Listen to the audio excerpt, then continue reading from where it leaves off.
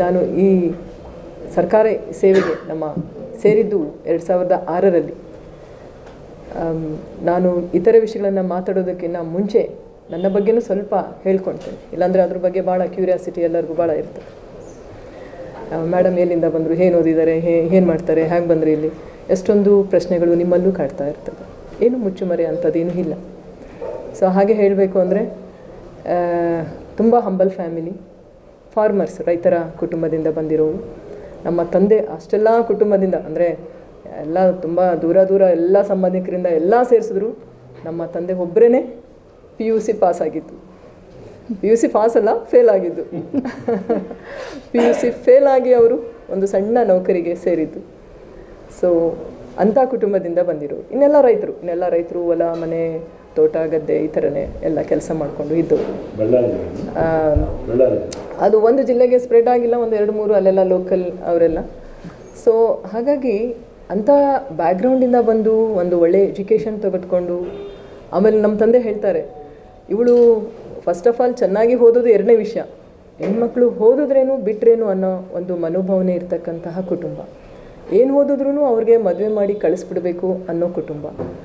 So ಹಾಗಾಗಿ ತುಂಬ ಚೆನ್ನಾಗಿ ಓದ್ತಾ ಇದ್ದೆ, ಅಕಾಡೆಮಿಕಲಿ ತುಂಬ ಚೆನ್ನಾಗಿದ್ದೆ.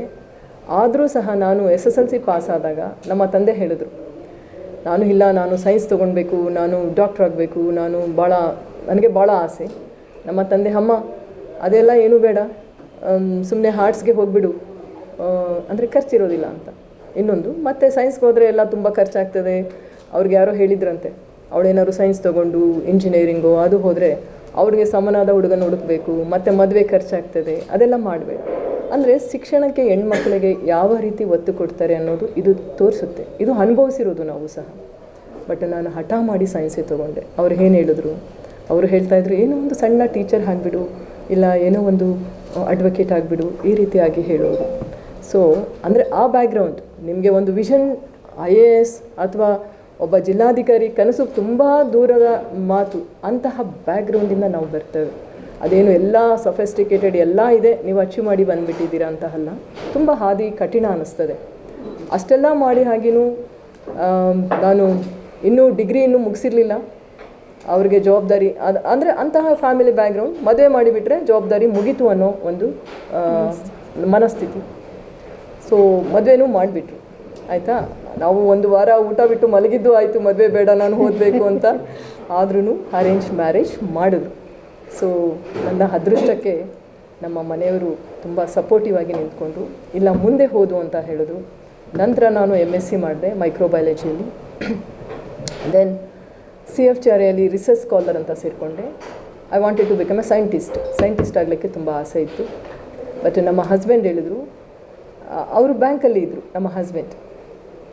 ಆಗ ಹೇಳ್ತಾಯಿದ್ರು, ಅವ್ರದ್ದು ಆಲ್ ಇಂಡಿಯಾ ಟ್ರಾನ್ಸ್ಫರ್ ಇತ್ತು, ಅವ್ರಿಗೆ ನಾನು ವರ್ಕ್ ಮಾಡೋದು ಬೇಕಾಗಿರಲಿಲ್ಲ. ಅವರು ಹೇಳ್ತಾಯಿದ್ರು, ಅವ್ರ ಮನೆ ಕಡೆಯಲ್ಲೂ ಸ್ವಲ್ಪ ಚೆನ್ನಾಗಿದ್ದರು. ಸರಿ, ಅವರು ಹೇಳಿದ್ರು, ಏನು ಕೆಲಸ ಮಾಡೋದು ಬೇಕಾಗಿಲ್ಲ, ಮನೇಲಿ ಜೊತೇಲಿರ್ಬೋದು, ಯಾಕಂದರೆ ನಂದು ಟ್ರಾನ್ಸ್ಫರಬಲ್ ಜಾಬ್ ಇದೆ. ಬಟ್ ನಾನು ಭಾಳ ಆ್ಯಂಬಿಷಿಯಸ್, ಮೊದಲಿಂದನೂ ನಾನು ತುಂಬ ವೆರಿ ಫೈಟರ್ ಅಂತಾರಲ್ಲ ಹಾಗೆ ತುಂಬ ಅಗ್ರೆಸಿವ್ ಆಗಿ ಇರ್ತಿದ್ದೆ, ರೆವಲ್ಯೂಷನರಿ ಥರ ಈ ಆ್ಯಟಿಟ್ಯೂಡ್. ಅದಕ್ಕೆ ಅವರು ಹೇಳಿದ್ರು, ನೀನು ಕೆಲಸಕ್ಕೆ ಹೋಗಬೇಕು ಅಂದರೆ ನೀನು IAS ಹಾಗೂ UPSC ಎಕ್ಸಾಮ್ ಬರಿ ಅಂತ ಹೇಳಿದ್ರು. ಸೊ ಮೊದಲನೇ ಅಟೆಂಪ್ಟ್ ಇನ್ನೂ ಆಗ್ತಾನೆ, ಫಸ್ಟ್ ಅಟೆಂಪ್ಟಲ್ಲೇ ನಾನು UPSC ಪ್ರಿಲಿಮ್ಸ್ ಕ್ಲಿಯರ್ ಆಯಿತು. ಫಸ್ಟ್ ಅಟೆಂಪ್ಟಲ್ಲೇ ಮನೇಲಿ ಕೂತ್ಕೊಂಡು ಓದಿದ್ದೀನಿ, UPSC ಪ್ರಿಲಿಮ್ಸ್ ಕ್ಲಿಯರ್ ಆಯಿತು. ಆಗ ಅವ್ರು ಹೇಳ್ತಾಯಿದ್ರು, ನಾನು ಅಂದ್ಕೊಂಡೆ ನಿನಗೆ ಒಂದು ದೊಡ್ಡ ಗೋಲ್ ಕೊಟ್ಟರೆ, ಅಂದರೆ UPSC ಅಂತ ಎಕ್ಸಾಮ್ ಕಷ್ಟದ ಎಕ್ಸಾಮ್ ಕೊಟ್ಟರೆ ನೀನು ಪಾಸ್ ಆಗೋದಿಲ್ಲ, ಹೇಗಿದ್ರು ಮನೇಲಿ ಉಳ್ಕೊಳ್ತೀಯ, ಈಗ ನೋಡಿದ್ರೆ ಪಾಸ್ ಆಗಿಬಿಟ್ಟಿದೀಯ. ಅವ್ರಿಗೆ ಆಶ್ಚರ್ಯ ಆಗಿಬಿಡ್ತು. ಮನೇಲಿ ಕೂತ್ಕೊಂಡು ಬರೀ 6 months 7 monthsಲ್ಲಿ ಒಂದು ಪ್ರಿಲಿಮ್ಸ್ ಪಾಸ್ ಮಾಡ್ತಾರೆ UPSC ಅಂದರೆ, she is not an ordinary. So ಅವ್ರಿಗೆ ಒಂದು ಸ್ವಲ್ಪ ಕಾನ್ಫಿಡೆನ್ಸ್ ಬರ್ತಾ ಹೋಯಿತು, ಶಿ ಕ್ಯಾನ್ ಡೂ ಅಂತ ಹೇಳಿ. ಆಗ ಅವರ ಸಪೋರ್ಟ್ ಜಾಸ್ತಿ ಆಯಿತು. ಸೊ ಈ ರೀತಿಯಾಗಿ ಆಮೇಲೆ ಬುಕ್ಸ್ ನೀವು ಕೇಳ್ಬೋದು, ನನಗೆ ಮೆಟೀರಿಯಲ್ಸ್ ಏನು, ಬುಕ್ಸ್ ಏನು. ನಾನು ಯಾವತ್ತೂ ಕೋಚಿಂಗ್ ಹೋಗಲಿಲ್ಲ, ಮೆಟೀರಿಯಲ್ಸ್ ಪರ್ಚೇಸ್ ಮಾಡಲಿಲ್ಲ. ನಾನು ಮದುವೆ ಆಗಿ ಹೊಸದ್ರಲ್ಲಿ ನಮ್ಮ ಹಸ್ಬೆಂಡ್ ಮನೆಗೆ ಹೋಗಿದ್ದೆ. ಒಂದು ಹಳ್ಳಿ, ತುಂಬ ಬ್ಯೂಟಿಫುಲ್ ಇರೋ ಒಂದು ವಿಲೇಜ್, ಅದ್ರ ಡೀಟೇಲ್ಸ್ ಆಮೇಲೆ ಕೊಡ್ತೀನಿ. ಎಷ್ಟು ಚೆನ್ನಾಗಿತ್ತು ಅಂದರೆ, ಅವರ ಮನೆ ಒಂದು ಕಲ್ಯಾಣ ಮಂಟಪ ಇರ್ತಾವಲ್ಲ ಮಲೇಷಿಯಲ್, ಆ ಥರ ಹಂಚಿನ ಮನೆಗಳು, ಹಳ್ಳಿ ಮನೆಗಳು, ತುಂಬು ಕುಟುಂಬ, ಬಿಗ್ ಫ್ಯಾಮಿಲಿ. ಅಲ್ಲಿ ಒಂದು 4 ರೂಮ್ಸ್ ಇರೋದು. ಒಂದು ರೂಮ್ ಯಾವಾಗಲೂ ಲಾಕ್ ಆಗಿರೋದು.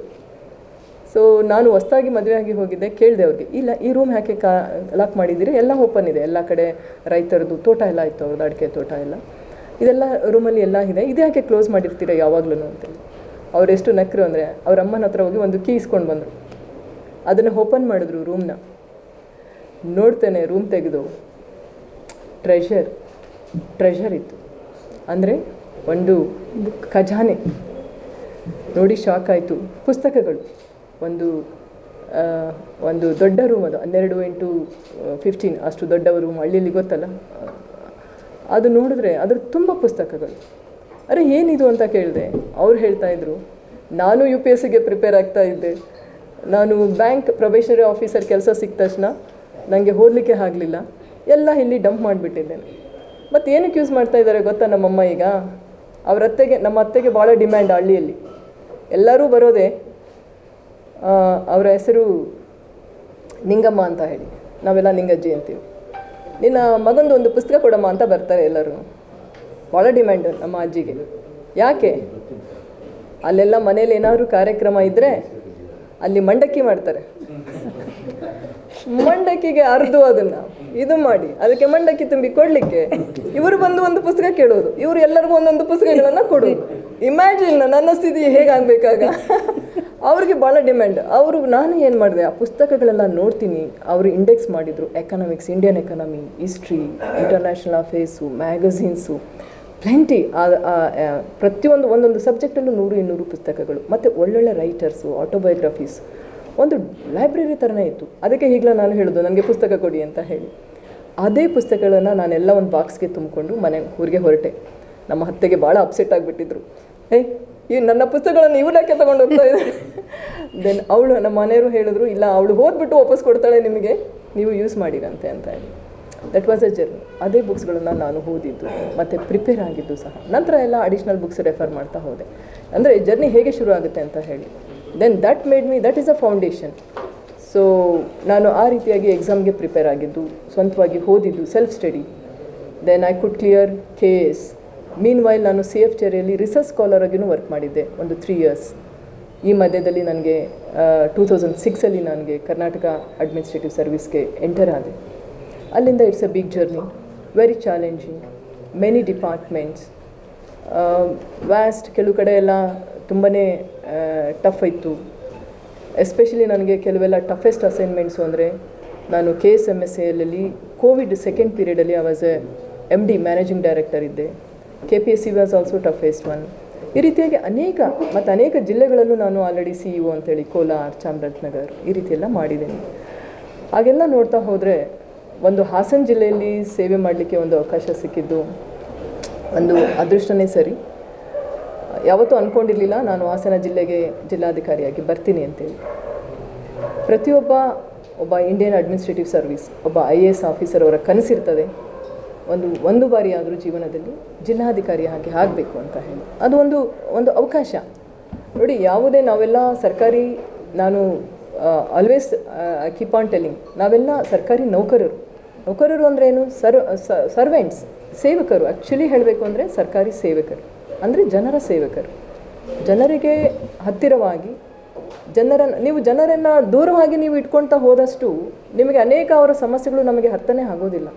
ನಾವು ಎಷ್ಟು ಜನರಿಗೆ ಹತ್ತಿರ ಹಾಕ್ತೇವೆ, ಎಷ್ಟು ಜನರನಿಗೆ ಸ್ಪಂದಿಸ್ತೇವೆ ಮತ್ತು ಅವರನ್ನು ಅರ್ಥ ಮಾಡ್ಕೊಳ್ತೇವೆ, ಆಗ ಮಾತ್ರ ನಮಗೆ ಒಂದು ಒಳ್ಳೆಯ ಕೆಲಸ ಮಾಡಲಿಕ್ಕೆ ಸಾಧ್ಯ. ಇಟ್ಸ್ ನಾಟ್ ದಟ್ ನಾನು ಒಬ್ಬ DC. ಅದು ಬ್ರಿಟಿಷ್ ಟೈಮಲ್ಲಿ ಇತ್ತು. ಆ ಬ್ರಿಟಿಷರು ಅವರ ಅಡ್ಮಿನಿಸ್ಟ್ರೇಟರ್ಸ್ ಇದ್ದರು, ಅವ್ರಿಗೆ ಯಾರೋ ಪರಕೀಯರ ದೇಶವನ್ನು ಆಳ್ತಾ ಇದ್ದರು. ಅವರ ಮನೋಭಾವನೆ ಬೇರೆ ಇತ್ತು. ಆದರೆ ಈಗ ಹಾಗಿಲ್ಲ. ಇಲ್ಲಿ ನಾನು ಆಲ್ವೇಸ್ ಕೀಪ್ ಆನ್ ಟೆಲ್ಲಿಂಗ್, ಇದು ಪ್ರಜಾಪ್ರಭುತ್ವದಲ್ಲಿ ಇಂದಿನ ಕಾಲದಲ್ಲಿ ಒಂದು ಸೇಯಿಂಗ್ ಇತ್ತು, ಯಥಾ ರಾಜ ತಥಾ ಪ್ರಜಾ. ಆದರೆ ಈಗ ಅದು ಇಲ್ಲ. ಈಗ ಏನಾಗಿದೆ? ಯಥಾ ಪ್ರಜಾ ತಥಾ ರಾಜ. ಅದು ಆಲ್ವೇಸ್ ಪ್ರಜೆಗಳು ಹೇಗಿರ್ತಾರೋ ರಾಜ ಹಾಗಿರ್ತಾನೆ, ಹೌದಲ್ಲ? ಹಾಗಾಗಿ ಪ್ರಜೆಗಳು ಫಸ್ಟು ಚೆನ್ನಾಗಿರಬೇಕು. ಚೆನ್ನಾಗಿ ಅಂದರೆ ವಿದ್ಯಾವಂತರಾಗಬೇಕು, ಪ್ರಜ್ಞಾವಂತರಾಗಬೇಕು, ಕಲಿಕೆಯಲ್ಲಿ ಮುಂದಿರಬೇಕು. ಪ್ರಜೆಗಳು ಹೇಗಿರ್ತಾರೋ ಆ ರೀತಿಯ ನಾಯಕರನ್ನು ಅವರು ರೂಪಿಸ್ತಾರೆ. ಅದು ನಾನು ನಂಬಿದ್ದೇನೆ. ಅದೇ ರೀತಿಯಾಗಿ ನಾವು ಅಧಿಕಾರಿಗಳು, ನಮಗೆ ಏನು ಒಂದು ಸ್ಪೆಷಲ್ ಅಧಿಕಾರ ಅಥವಾ ಸರ್ವಾಧಿಕಾರ ಏನೂ ಇರೋದಿಲ್ಲ. ಜನಗಳನ್ನು ನೀವು ಅರ್ಥ ಮಾಡಿಕೊಂಡು ಜನಗಳಿಗೆ ಏನು ಬೇಕೋ ಆ ಸೌಕರ್ಯಗಳನ್ನು, ಸೇವೆಗಳನ್ನು ನೀಡುವುದು. ಸರ್ಕಾರದಲ್ಲಿ ಇರ್ತಕ್ಕಂತಹ ಸೌಲಭ್ಯಗಳನ್ನು ಜನರಿಗೆ ಮುಟ್ಟಿಸ್ಲಿಕ್ಕೆ ಒಂದು ಮಾಧ್ಯಮವಾಗಿ, ಒಂದು ವಾಹಿನಿಯಾಗಿ ನಾವು ಕಾರ್ಯನಿರ್ವಹಿಸೋದು. ಸೊ ಆ ಚೌಕಟ್ಟಿನಲ್ಲಿ, ಕಾನೂನಿನ ಚೌಕಟ್ಟಿನಲ್ಲಿ. ಸೊ ಅದನ್ನು ನಾನಂತೂ ತುಂಬ, ನನಗೆ ಆತ್ಮವಿಶ್ವಾಸ ಇದೆ, ಅದನ್ನು ಚಾಚೂ ತಪ್ಪದೆ ನಮ್ಮ ಸೇವೆಯನ್ನು ನಮ್ಮ ಜಿಲ್ಲೆಗೆ ನಾವು ನೀಡ್ತೀವಿ ಅನ್ನೋದ್ರ ಬಗ್ಗೆ ಎರಡನೇ ಮಾತಿಲ್ಲ. ಒಂದು ಅವಕಾಶ ಸಿಕ್ಕಿದೆ, ಅದಕ್ಕೆಲ್ಲರ ಸಹಕಾರ, ಅದರಲ್ಲೂ ನನ್ನ ಮಾಧ್ಯಮ ಮಿತ್ರದವರ ಸಹಕಾರ ನಮಗೆ ತುಂಬ ಅಗತ್ಯ. ಯಾಕಂದರೆ ನಾವು 4th ಪಿಲ್ಲರ್ ಅಂತ ಕರಿತೀವಿ, ಅಂತಹ ಒಂದು ಸ್ಟ್ರಾಂಗ್ ಪಿಲ್ಲರ್ ಯಾವ ಜಿಲ್ಲೆಯಲ್ಲಿ ಒಂದು ಪ್ರಜ್ಞಾವಂತ ಒಂದು ಪತ್ರಕರ್ತರ ಒಂದು ಸಂಘ, ಒಂದು ಅಸೋಸಿಯೇಷನ್, ಅವರ ಒಂದು ಸಪೋರ್ಟ್, ಸಹಕಾರ ಇರ್ತದೆ, ತುಂಬ ಒಳ್ಳೆಯ ಕೆಲಸವನ್ನು ಸಹ ಅಲ್ಲಿ ಮಾಡಬಹುದು ಅನ್ನೋದು ನನ್ನ ನಂಬಿಕೆ.